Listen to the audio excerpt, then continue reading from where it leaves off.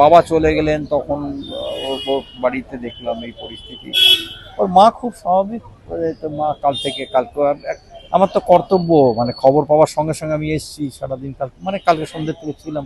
এমনিতেই কাকিমা বাবিন বাবিন মানে একটা প্রচন্ড একটা ইয়ের মধ্যে থাকতো, এখন কাকিমার পক্ষে মেনে নেওয়াটাই একটা বিশাল ব্যাপার, মেনে নেওয়ার জায়গায় নেই।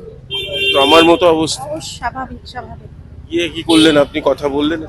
আমরা কি যা করে কাছের লোক মানুষজন সেইটুকুনি বলার মতন কি বলবো বলুন, যে মা সন্তান হারিয়েছে। খাওয়া দাওয়া বন্ধ হয়ে যাওয়ার মতো অবস্থা শুনেছি। আর ওই খাওয়ানো হচ্ছে জবরদস্তি, একটু স্যুপ, একটু ছাতুর শরবত, এই সমস্ত খায়।